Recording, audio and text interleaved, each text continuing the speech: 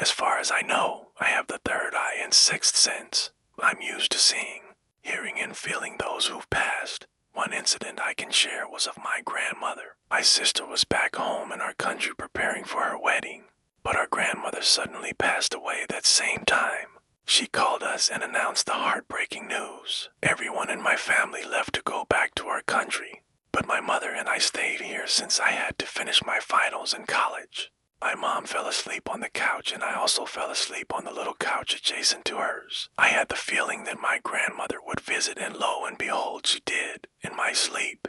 I had sleep paralysis. I always get sleep paralysis. My eyes were halfway open and I was able to look on my left side where my mom's feet were. My grandmother was sitting and staring at us. She was wearing all white and a lace top and skirt. She smiled at me. As soon as I woke up, she vanished. I told my mom the next morning and we called my sister back home asking her what grandma was wearing. She described exactly what I saw my grandma wearing from the encounter. I told my mom about it and we both cried. Stay tuned for more stories of encounters. For starters and transparency, I don't particularly believe in the paranormal. I have had a small number of experiences that could possibly fall into the category of paranormal, or perhaps just a vivid imagination. This experience in particular happened a little over 5 years ago, and I think it will stick with me for the rest of my life. My ex and I were probably some of the most hard-headed people you can meet, and this hard-headedness led to us deciding we should construct our own house, with very little help from subcontractors. I know what you're thinking, who cares, get to the ghosts. Well, too bad. The property we decided on had a unique history. It was owned in the early 1900s by quite a famous circus owner. On the property once had a hotel, water tower, and fountain. Only a fountain and basement of the hotel remained. The property was divided into 4 pieces and we purchased a piece that only had pillars and a concrete walk hidden in the woods. It was flat, high and dry, and cheap. It was everything we were looking for. During the construction of our home, we bought a small camper to live in on the property. Because who wants to pay rent? Not us. We had constructed the house, hired a plumber to do the plumbing, and decided to take it upon ourselves to dig for the underground power without aid of the power company instead. We dragged along our younger brothers with pizza, beer, and a little bit of pay. We were all working far into the night as the trencher we rented didn't quite go deep enough, so we resorted to hand digging the last few inches along the 200 feet to the power pole. Since the plumbing worked in the house, we tried our best to use the toilet inside to minimize the amount of waste in our camper tank. We were not fans of cleaning that thing out. I had to pee so bad. I left the group of guys huddled over the trench digging, ran into the dark house. I didn't bring a phone or flashlight, just my body. Left the front door open to allow for light to come through from the lights we had illuminating our work area. I sat down and did my thing, only for the door to slowly close. I froze on the toilet as I was completely shrouded in darkness. "I'm in here peeing," I called out, thinking it was one of the guys. There was no response. All I could hear were soft footsteps coming toward the bathroom. "This isn't funny," I yelled, thinking surely it must be my ex pulling a prank on me. The footsteps grew closer and stopped right in front of the open bathroom door. "Stop, please. I really don't like this. It's not funny," pleaded, feeling my heart beat hard against my chest. Stop for real." I could hear what sounded like a soft chuckle from outside the door. Furious and scared, I threw the toilet paper roll. It hit nothing but the floor. Please stop. You're really scaring me." Nothing, not a single response. I hurriedly pulled up my pants and stood near the toilet, fear gripping my chest. There was no way I was walking out of that bathroom. No fucking way, so I didn't. We had a small bathroom window a bit off the ground, and I climbed out of it as fast as I could. I scraped my arm on the brick getting through, but I didn't care. I ran around the dark side of the house to where the boys worked in the light, and saw them all intently working on the trench. "That was so not funny," D.I. said, tears still stinging my eyes and my chest aching. "What was it?" he asked, looking up from where he kneeled over digging. I could tell in that moment when they all looked at me that he was telling the truth, and they were oblivious. So who closed the door so quiet and methodically? Whose footsteps did I hear? Was the soft chuckle my imagination? Following that incident, we completed the house and finally moved in. Our front door would lock us out unexpectedly for seemingly no reason. Despite us changing the lock multiple times, we ended up keeping a spare key outside after being locked out one night with no phones or keys. I awoke from my sleep to find a dark figure standing at the edge of our bed. We heard someone whistle a soft tune when we had a bonfire in the middle of the night. The combination of it all makes me now lean towards something being there on that property. But the skeptic in me loves to deny. Back in 2010, my mom and two aunties from my father's side went back to college to pursue teaching. The area where the college is located was more of a countryside. It's a beautiful area, but when the night comes, it gets really dark. Since it was still a developing city, the street lights aren't that bright. It was around 8 p.m. when they were heading back home from college.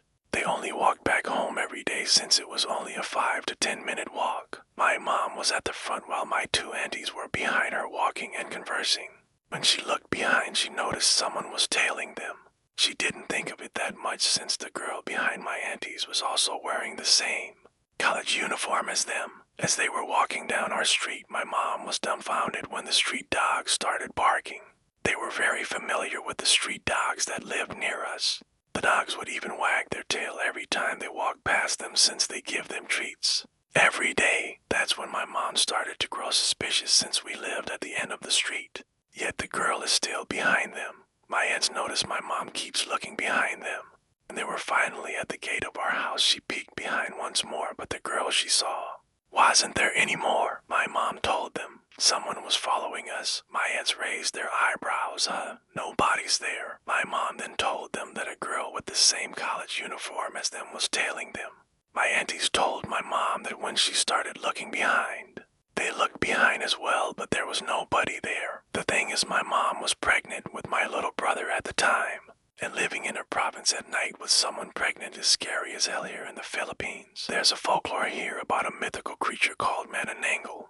It is told that Manananggals prey on pregnant women. It can sever its own upper torso and grow bat-like wings to fly, and hunt at night using its really long tongue to suck the fetus out of a pregnant woman's womb. I don't normally believe in these things, but when I started hearing some noise crawling on our roof, when my mom was pregnant, I was scared shitless. My grandma would put cloves of garlic and salt around the house, especially on windows, treating it like a vampire. Now I don't know if my mom saw a ghost or some mythical creature, but it's still a creepy story that she still tells us to this day.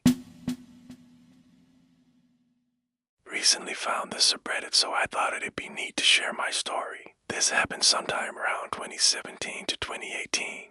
I was staying at my aunt's vacation home in Florida and was staying up late playing Fortnite on my laptop in the guest bedroom. After playing the game for a bit, I logged off and looked out the window and saw this horribly fucked up looking deer. Its neck was unnaturally snapped and crooked, and it kept making a horrible gurgling sound. I also swear to God something was moving under its skin or something. I was pretty young when this happened, so this horrified me and I had trouble sleeping afterwards. When I woke up, the deer, or whatever the fuck it was, had been long gone. I know a bit about cryptids, and I think what I saw was either a skinwalker or not deer. But I just wanted to share my story to see what you all think. I've told this story to a few of my friends. Cody believes me and thinks it was a skinwalker, while my friend Damien thinks I was hallucinating from lack of sleep. What do you all think? I remember the day I moved into the apartment. I was excited. I thought a fresh start in this big building with its clean, sterile hallways and well-manicured lawns would finally bring me peace. Maybe I'd meet new people, finally make some friends. The space was quiet. It was comforting. But I never did make friends. I kept to myself, spent most of my time at my desk, struggling to make ends meet with freelance gigs that barely paid enough for rent. The walls felt so thick at first, like I was insulated from everything outside, a cocoon. But now it feels like the walls are alive. At first, everything was fine. I relished the quiet, the solitude. I'd sit in my cramped little room, the desk shoved against a single window overlooking the alley. And the sounds of the city filtered in through the thin walls, the hum of traffic, the distant blare of sirens, the occasional argument spilling out from the neighboring apartments. But in here, I felt safe. That's when I found the hole. I discovered it by accident one night while rearranging the furniture. The fridge was old and heavy. When I tried to push it against the wall, scraped across the floor with a hideous screech. That's when I saw it, a small, dark space hidden behind where the fridge used to sit. It was odd, just big enough for a person to squeeze through, a perfectly carved passage. Almost a perfect, like it had been waiting for me. At first, I ignored it. I pushed the fridge back into place and told myself it didn't matter. It was just an old building quirky, filled with forgotten nooks and crannies. But that hole, it lingered in my mind. Days passed, and I kept thinking about it. Every time I sat down to work, it was there, gnawing at the back of my brain. What was inside? Where did it lead? Curiosity got the better of me. One night, I pulled the fridge back, and there it was, dark, beckoning. I crawled inside, feeling the cool, stale air wrap around me as I squeezed my way through. It wasn't long before the narrow passage opened into a hidden hallway. The walls were damp, the smell of mildew thick in the air. Trash littered the floor, discarded clothes, candy wrappers, and God knows what else. I should have turned back right then, but something about that hallway, it drew me in like it was meant for me. First time I crawled through the hole, I noticed how narrow the passageway was. The air inside was thick, humid. I could barely breathe as I shimmied forward on my hands and knees. The walls brushed against my skin, wet and clammy like some kind of living organism. The space around me pulsed like it was alive. My skin crawled, but I couldn't stop. I kept moving, though drawn forward by a strange compulsion until I found myself staring into a peephole. It was a young couple. They were laughing, sitting close together on the couch. So happy, so unaware of the world outside. I watched them for a long time, my breath shallow. They didn't see me. They couldn't see me, but something about the way they were, it reminded me of something old. Lost, I didn't realize how much time had passed until the man looked directly at the wall. Where the peephole was, my heart stopped. I swear for a moment he saw me. His eyes locked onto mine, even though there was no way he could. I scrambled back, my hands shaking, but I couldn't stop. I moved forward toward the next apartment. Each apartment was worse than the last. In one room, a group of friends were playing video games. Music blaring through the speakers, their laughter echoed through the walls, loud and mocking. They were oblivious to everything around them, even as I pressed my face closer, hungry to be part of their world. But I wasn't. I was nothing more than a shadow, a ghost in their space. The next room, I wish I hadn't looked. There was an old woman. She was hunched over, knitting something in the dim light, her bony fingers trembling as they worked the yarn. She looked just like my grandmother, but when she turned her head to the side, I saw her face sunken eyes, skin hanging loose like she was already dead. I stepped back, gasping for air, but it was like the walls had grown tight around me. Then came the room with the violent sound. I heard it before I saw it. The dull thud of something heavy hitting flesh, the sickening sound of bones breaking. My stomach churned as I looked through the peephole. A man stood over a woman's lifeless body, his chest heaving, his face twisted in rage. Blood stained the floor, the walls. The woman's eyes stared blankly at the ceiling. I wanted to scream, to call the police, to do anything, but I couldn't move. I was frozen, my hand trembling against the wall. The man towered over her lifeless body, breathing heavily, and then he looked up, right at the wall, right at me, and his lips curled into a smile. I stumbled back, my heart racing. What the hell was this place? Who had made this passage? Was I the only one who knew about it? My mind was a blur of questions. But before I could turn and run, I saw another door. This one was different. There was a light shining underneath it, spilling into the dark hallway. It beckoned me, just like the hole had. I approached, my breath shallow, and pressed my eye to the peephole. It was a room unlike any of the others. The walls were lined with mirrors, lights framing each one like a backstage dressing room. There were costumes scattered across the floor, feather boas, sequin dresses, hats of all shapes and sizes, and in the center of the room was a single chair facing a mirror. Something inside me shifted. I opened the door and stepped inside. The air was different here, warmer, somehow inviting. There was a large, ornate mirror with lights around the edges, like something you'd see in a dressing room. There were clothes scattered everywhere, old costumes, hats, masks. It looked like a movie set. My breathing slowed. This place had felt familiar. I stepped inside, drawn to the mirror. My reflection stared back at me, but there was something wrong with it. My face looked twisted. The longer I stared, the more my reflection began to move on its own. It smiled when I didn't. It tilted its head, eyes narrowing like it knew. I bolted back into my apartment, heart pounding against my rib cage. I practically jumped through the hole. The memory of that horrific smile haunted me. The man who killed his wife. I needed to escape to block it all out, but how could I? The hole behind the fridge loomed in my mind like a sinister invitation. I needed a moment to breathe, to gather my thoughts. What should I have done? Should I call the police? I walked to the kitchen, my hands shaking as I drank a glass of water. I stared out the window. At the dimly lit parking lot below, something felt off. Maybe I was just hallucinating. As nightfall covered the skies, I decided to sleep away the uncertain reality, to wash away the horrors of the day. But as darkness wrapped around me, I couldn't shake the feeling that I was not alone. The walls whispered secrets I couldn't decipher, and shadows danced just beyond my field of vision. Then came the sound of soft rustling like fabric brushing against skin. My heart raced as I sat up. Squinting into the darkness, there in the corner of my room was a figure, dark and menacing. It hovered just out of reach. I felt paralyzed, unable to scream or move. When I finally mustered the courage to turn on the light, the figure morphed. Contorting into the shapes of my room, the shadow stretched, expanding until it seemed to breathe. It lunged toward me, but before it could reach me, it vanished like smoke in the wind. I woke up the next morning. It was all a dream. The sunlight filtering through my blinds like a warning. I stumbled into the kitchen. The haunting memory of the dark figure, still fresh in my mind. I needed caffeine, something to ground me. As the coffee brewed, I tried to shake off the creeping unease. That's when my eyes met with the fridge, or maybe behind it. The hole was still there. The uncertain reality was real. The hole became bigger than ever. Maybe there was a peeping Tom in the building. I decided to talk to the landlord. I stepped outside, ready to confront him about the uncertainty in my apartment.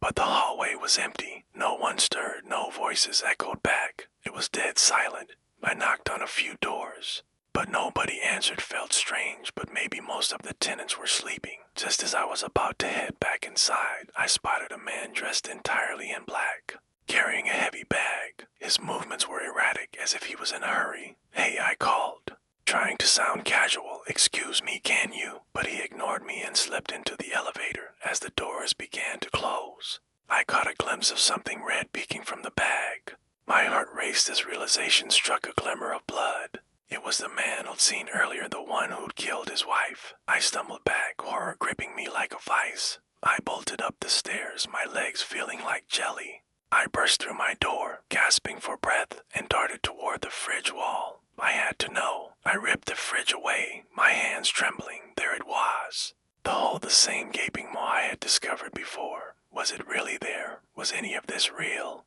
Panic surged through me. I fumbled for my phone to call the police, but the signal was dead. No bars. A soft whisper slithered through the hole, chilling me to the bone. "Coming," it beckoned, low and seductive. I felt drawn to it, as if it were a siren's call, promising solace. "No," I muttered to myself, backing away. I tried to block the hole with my hands, but every time I turned, it was still there, larger than before, beckoning me with its darkness. I could hear voices now, faint and melodious, urging me to return. "Come back," they whispered. "We can make you whole again." I crawled through the hole. The familiar sensation of panic washed over me as I entered the narrow corridor. The atmosphere felt different, thicker, more suffocating, as if the walls were closing in. As I moved forward, the same scenes unfolded around me, couples laughing, friends playing games, but the warmth and laughter felt tainted. My skin prickled, the hair on my arms standing on end.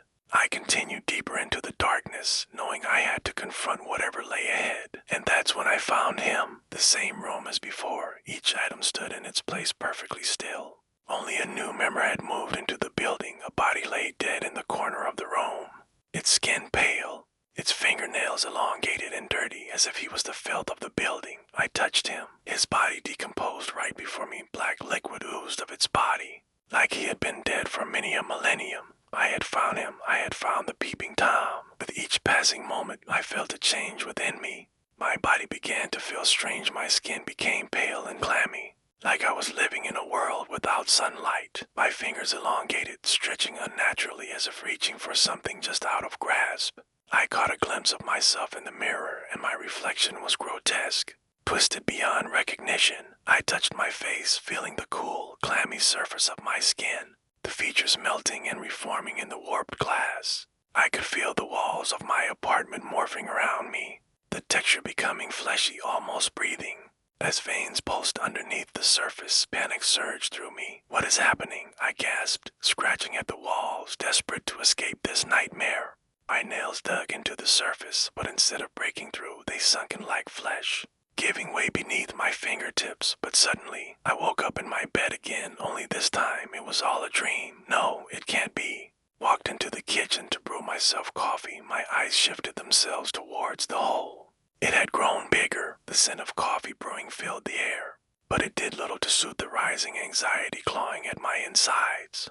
My gaze shifted toward the fridge wall, where the hole waited like an insatiable maw. It had grown bigger. The memory of the dark figure, the chaos, and the grotesque reflection of myself danced through my mind. I shivered, a chill creeping up my spine. I felt a magnetic pull toward it, an undeniable urge to go inside and re-witness the events, to make sense of the madness swirling in my head. Tonight, I would return. As night fell, I sat in my dimly lit apartment, anxiety mingling with anticipation. Coffee had long gone cold, and the shadows seemed to stretch longer, closing in around me. I took a deep breath, steeling myself for the journey ahead. The moment I crawled through the hole, I felt the familiar sensation wash over me, a cold embrace that wrapped around my body like a shroud. The corridor yawned before me, beckoning me deeper into its twisted embrace. Each step echoed through the emptiness, and I could feel the anticipation thrumming in my veins. The scenes returned: laughter, love, sorrow, violence. They unfolded before me like memories, each moment drawing me closer to the dark truth lurking just beyond my reach. As I traversed the corridor, I caught glimpses of life happening all around me, pulse of the building thrumming beneath my feet. But today, I stumbled upon a room filled with clothes and costumes, remnants of lives lived outside of mine. My gaze fell on a bowler hat resting on a chair. I reached for it, slipping it onto my head. As I stared into the mirror, I felt a strange shift of weight lifting. A lightness in my chest. Wasn't me anymore. I started to dance, laughing at my reflection as I spun in circles. The hat slipped down over my eyes, and for a moment I forgot everything. Forgot the blood, the death, the darkness. It was just me in the mirror. I felt less lonely, but when I lifted the hat, my reflection wasn't dancing. It was standing still, grinning at me with wide, unblinking eyes, and behind me, I saw something move. I began to move, swaying to some invisible rhythm, dancing in front of the mirror like a man possessed. It felt good, freeing, like I was shedding my old self, becoming someone new, someone more alive. The people in the building, they didn't know me, they didn't see me, but I saw them. I was with them, their lives, their secrets. They were mine now. I was the one who watched. I was the one who knew. I was the peeping Tom. Now I wasn't just some lonely writer anymore, barely scraping by in a tiny apartment. I had become more than that. I was the one who moved through the walls, the one who saw everything, the one who danced in the dark while they lived their ordinary, oblivious lives. The hole had made me whole. All along, it had been me, the one watching, the one lurking. Those people in their apartments, they weren't strangers anymore. They were my friends, my family. And the man who had killed that woman, he was part of it too. He didn't know I had seen him, but that didn't matter. I had his secret now, and that made him mine. I laughed, and it felt good to laugh again. When was the last time I had laughed like that? I stood up, adjusting the hat on my head, and walked back down the hallway. The doors, the rooms, people, they were all part of my world now, my hidden empire. As I made my way back to the hole, back to my little apartment, I felt complete. Madness had consumed me and reality had become me. The hole had been waiting for me. This place had been waiting for me. And now that I was here, I could see everything clearly. As I sit here, typing away a story I wish no one can read, just know I am the peeping Tom. And maybe, just maybe, I'm watching you right now as you read these words. As your eyes move over the blue screen, as you sit there in your quiet little life, maybe I'm there, just behind you, just out of sight, watching, waiting. You aren't alone. I am with you, for you are my friend. If you wish to meet me, maybe crawl into a hole just like I did. You might even find me there, or maybe become the next me. Many years ago, was invited to a work colleague's house for the weekend. Her house was beautiful and very old. I didn't sleep well on the Saturday night. Every time I shut my eyes, they would immediately pop open again and dart around the room. It was a lovely room, but I kept thinking I wasn't alone. I put it down to it being a very old house and unfamiliar surroundings, plus an overactive imagination. Eventually I fell asleep with the light on, but it was a fitful night fraught with dreams. One such dream was me standing at the top of the stairs right outside my room, launching myself off the landing, arms outstretched and then flying. The second my feet left the top step, I jolted awake, filled with a sense of dread. Sleep never found me again that night. The following morning, I recounted my dream to my friend over breakfast. She looked up from her plate, mouth open in surprise. "What?" I said. She told me that the lady who lived in the house before her had died following a fall down the stairs. So posted this around many paranormal, multiverse, time travel subreddits in hope of answers. And it does seem unbelievable, but I just want answers or similar stories as to what happened with me only a few days ago. So this has had me tripping out for the last few days. It all started with me at 19. I used to go on a run down this long open road in northeast Tennessee that was pretty open, with only fields on the side and barely any houses. Would run the same route every single day as I was really training hard before joining the army. One day I planned on taking it off, but had this weird feel of motivation to go on this run that was sitting with me nearly all day. I chalked it up to only being as that motivation. So it's now 3 p.m., which is a lot later than my normal runs, which were usually either around 6 a.m. or 8 a.m. I'm running about 3 miles in and I look down at my phone to change the song, and out of nowhere, I run into someone, the man who was the same height as me. He had this long beard and a pretty large stature was on the ground, and I help him up. I say, "My bad, sir. I didn't see anyone else around here," he says. All good then looks up to me, and it looked like he had just seen a ghost. I've never seen fear like this in someone unless I was playing scare pranks on someone. It just had a wide mouth and eyes looking at me as he got up and he stuck his hand out. I didn't know what he was doing and said, "Take care, sorry again." Fast forward around 10 years later, I have been in the army now for 6 years. I have a religious exemption to grow my beard. I began actually lifting weights a lot more. Feeling well, doing well. Holiday block leave comes around and I got the feeling that I really should go back home to visit my family, as I hadn't actually went back home since 2019 because flying out of Hawaii was just way too expensive, and back then I was a poor private, stationed closer to home and a sergeant with some money. I flew into East Tennessee and am staying at a hotel on the 3rd day. It's nice out and the air smells nostalgic as it's the start of fall season, and I kept thinking about the old home I stayed in with my parents about 30 minutes away, which my mom's ex-boyfriend still lives in. So it's around noon. I had dinner and decided to go visit and see how he and his kids are doing all these years later. I go and sit and talk with them all for a while, and we drink a couple beers for the hell of it. I then decided I want to go check out my old running route. No idea why I thought to do this, but oh well, might as well. I tell him I'm going to go walk my old running route as it was nostalgic. I feel it did very well for me in my future army career as a young adult. I'm walking and it's dead silent. Slight wind out and just beautiful fields all around me. All of a sudden I felt like I got tackled out of nowhere. There was no one in sight as far as I had known. Then I hear, "My bad, sir." I didn't see anyone else around here. I'm looking at the ground for my phone, which had fallen out of my hand, and say, "All good." That's when I looked up to the kid and immediately felt like the world turned upside down. Almost like a panic attack is taking over me. Nothing feels real. I noticed the kid. IT was literally me. I tried to speak, but my mouth had gone so dry I just couldn't say anything, so I reached out weirdly, just wanting to touch my younger self. He looked at my hand, smiled, and said, "Take care." Sorry again, put his headphone back in and took off running. I stood there for literally only like 3 seconds to piece my brain back together, then yelled, "Joe, come back," and went running to catch up to him, but to never see him again. Yet this is an open road. He couldn't have gotten too far, but was vanished. This has been sitting with me ever since a few days ago, as though it's like some weird dream, and I can't get over it. I would love it if you guys could share this around to help find answers to all this. It would greatly help with understanding something